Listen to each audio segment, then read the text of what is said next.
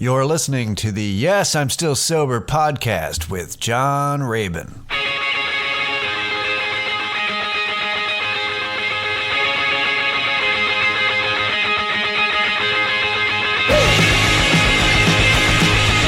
right, you guys, welcome to the Yes, I'm Still Sober podcast with John Rabin. This is late.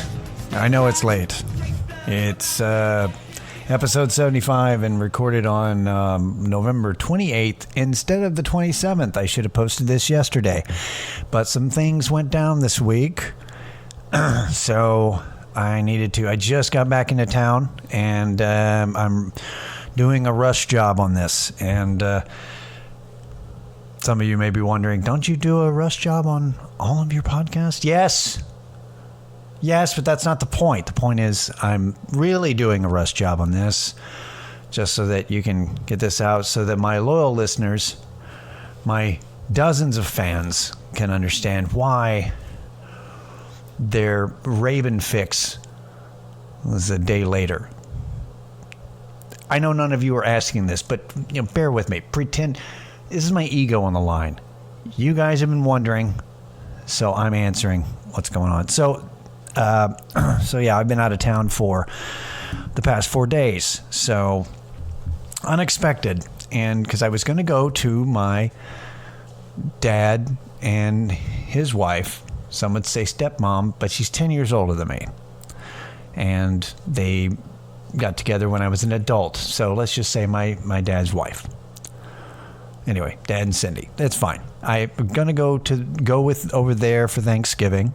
That was planned. However, at early in the morning on Monday morning, I got a bunch of texts and a bunch of calls informing me that my dad had a mild heart attack.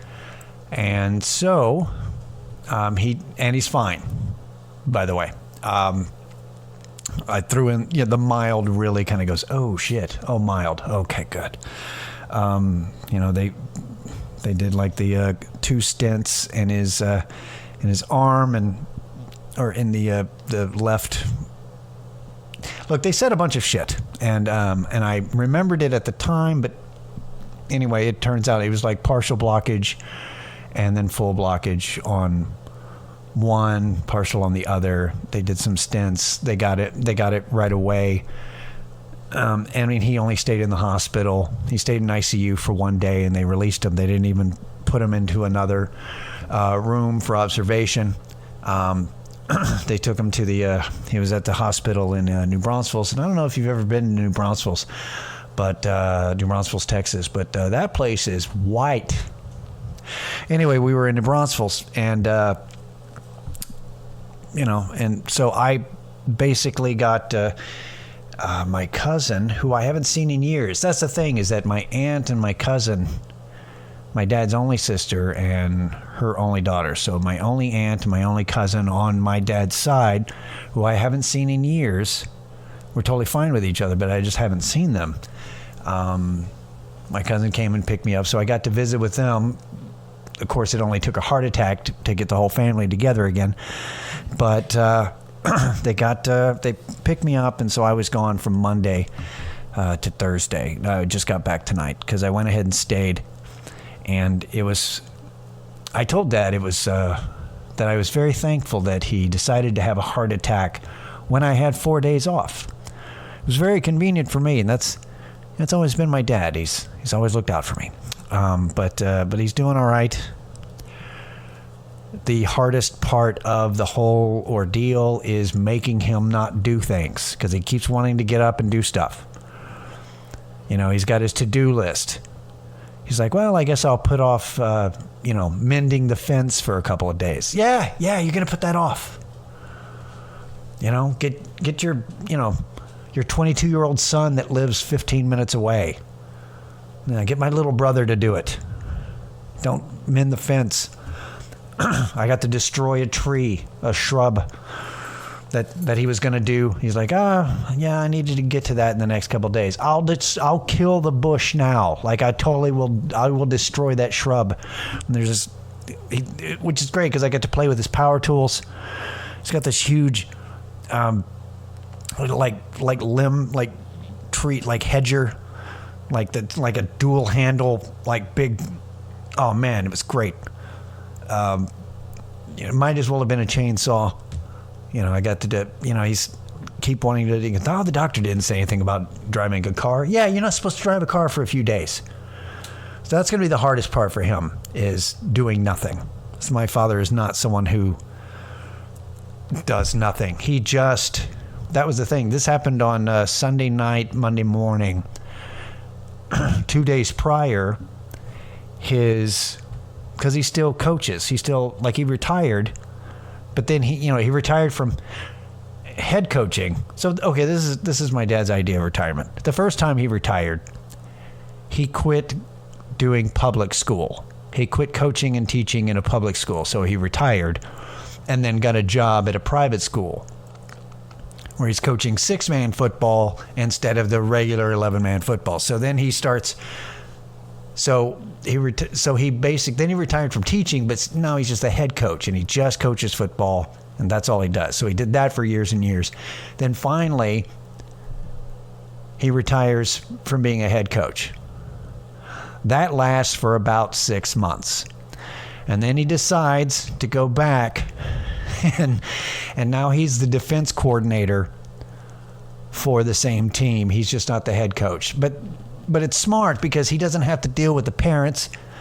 He doesn't have to deal with the school at all. The head coach has to deal with all of that.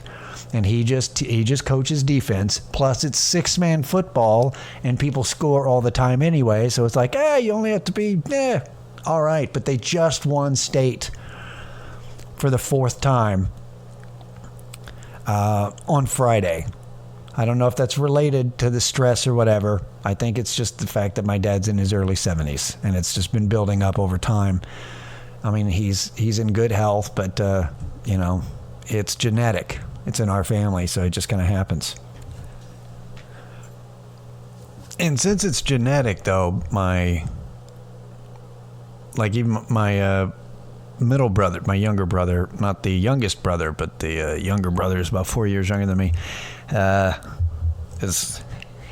he's a little insistent that I should, and he goes, my older brother should start going to the doctor and getting on medication for high blood pressure and different stuff, because it is genetic and it's in our family, but yeah, I probably should.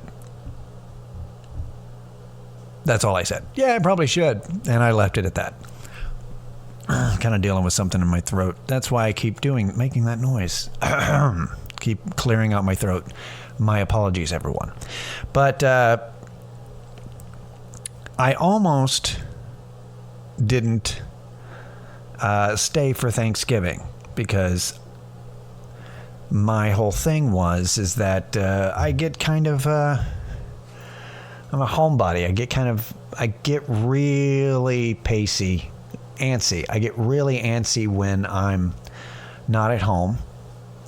If I go on a trip, about day 3 is I'm like, all right, I have been away from home base long enough. I gotta go, that kind of a thing. And it's almost clockwork. I can totally, somewhere around, day 3. When I break the 48-hour mark and start getting into closer to 72 hours, I'm like, this is too much. I'm ready to go. So I knew that was going to happen. So I was kind of toying with the idea, especially since we brought him home Thursday morning or Tuesday morning. In the hospital Monday, brought him home Tuesday morning, staying with him Tuesday. I was thinking maybe I'll leave Wednesday evening. And Cindy, my dad's wife, did the really smart thing with me, which is going, no, it's okay. I totally understand. We would love, however, for you to stay till Thanksgiving. Totally going, yeah, no, you can do whatever you want. We would like this, but no, I totally get it. Instead of trying to go, no, you will stay, because then all of a sudden I go, no, I'm going to leave. But, giving me the option. It's like, give me the option and I'll end up doing the right thing. But, and I'm glad I did. I'm glad I stayed. It was one of those things that I just kind of, it didn't take long to realize the thought process was dumb. Like to go, come on, John, you're going to be that selfish. You're going to give in to a little nervousness and anxiety. You're going to let anxiety make you not spend time with your dad who just had a heart attack at the holidays. That's pretty stupid, So it only took a little bit of that thought process, which I was really happy with. I'm really happy with the fact that I just kind of looked at it and, just thought about it and had that, here's your one chance, Antsy, don't let me down kind of a thing, and just went, all right, I won't pace. I mean, I will pace, but I'll get over it. I'll get over it and we'll just go. And, the thing is that by making the decision, just going, fuck it. Here we go. This is what we're doing. I don't care how antsy I get. Anxiety can go fuck itself. And, maybe I think I got a little anxious, a little bit yesterday, but, we watched some movies. It was all right. Made sandwiches, just kind of hung out. I didn't do much yesterday. It didn't hurt that I got I got like a gas attack or something. I got some like pain in my stomach for most of the day yesterday. So I just kind of took it easy. And it was kind of ironic because it was the same kind of area pain that Dad had Sunday night before he had a heart attack. So all of a sudden, everybody was like, are you having a heart attack? I went, no, it's because we ate veggie pasta, which I can neither recommend or not recommend. You take it or leave it, veggie pasta. Just don't have two helpings, apparently. So I was out of commission all yesterday. I just kind of laid around and felt like shit. Fine today. But other than that, it was fine. I made it. Went to Thanksgiving today. Went to Thanksgiving with, all right, so it's my dad, his wife Cindy. Cindy's twin sister Betsy. Betsy's best friend Sharon. I think her name's Sharon. It might have been Karen. It might have been Susan. I don't remember her name. It was either Karen, Sharon, or Susan. She had Thanksgiving. So Karen, Sharon, Susan had Thanksgiving with her daughter, Alex, and Alex's husband, Alex. So Alex and Alex. I don't know why people do that to themselves, but they were there. And then Betsy, Cindy's twin sister, was there. And then Cindy and my dad, and then me and my brother. So that was our Thanksgiving. It was at a stranger's house. And it's the traditional Thanksgiving. You watch the Detroit Lions lose, and then you watch the Cowboys game. That's Thanksgiving. Yes, I realize that the Cowboys lost today, but that doesn't matter. The tradition is the Cowboys may win or lose, but Detroit's going to lose. So you sit through the Detroit game, you watch the Lions lose, and then it's the Cowboys versus whoever they play. So we got to do that. Standard traditional food. Unlike last week, this family actually carves the entire turkey, so there was dark meat and white meat, so I was happy, and everything turned out great. So, and then I'm back. And I don't really have a whole lot extra for you guys. I just wanted to rush this out. It's going to be a short one this week. Just wanted to let you know that what the deal was. My dad's doing fine. And a little personal victory of just basically making the decision to not let anxiety make me make rash choices. So I count that as a win as well. So it's been a good week. I did get offered alcohol at this Thanksgiving. It was not at all a temptation. It was Crown Royal apple whiskey, which is ridiculous. I don't know why anybody would buy it. So, zero temptation. It's like, would you like some Crown Royal whiskey? Apple whiskey. Even if I was a drunk, I'm going to say no. So, so it was good. But before I let you guys go, let me just say this. The Thanksgiving is a holiday of excess. We gorge ourselves, and in more ways than one. So there's a really good chance that there's somebody listening to this who was sober, but decided to drink or whatever in the past 24 hours. Or they were tempted to and they're still thinking about it because it's the whole weekend. A lot of people aren't, going to work tomorrow and aren't, on Friday or Saturday. They've got a nice 3-4 day weekend. So I wanted to mention that, I know it's difficult. It's a difficult time. Hopefully at this point that you have you have a support system and tools in place that keep you going. If you relapse this week, because, Thanksgiving, I just wanted to, encourage you to kind of blow it off,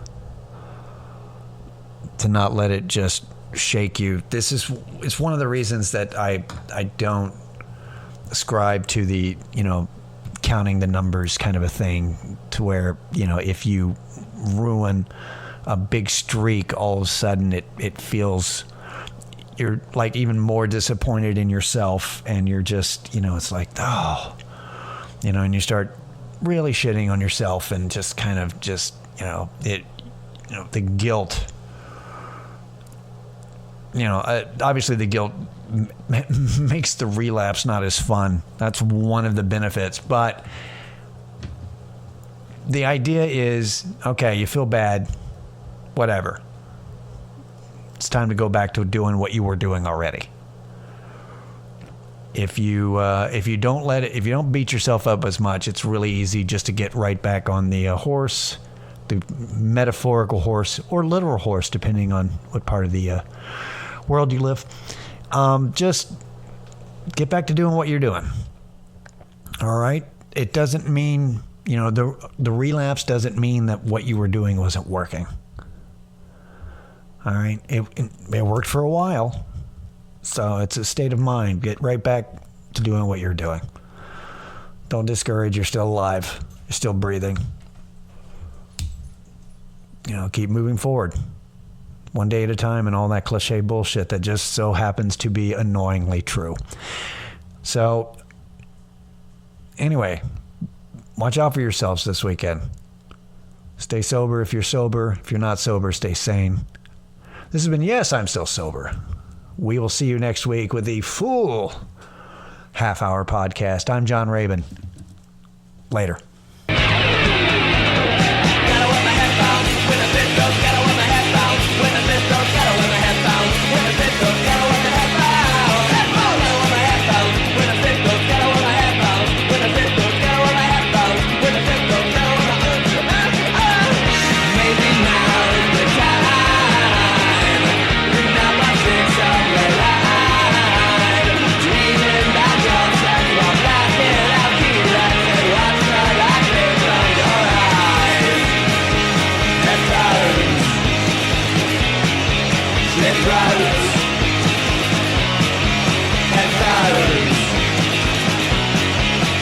Right.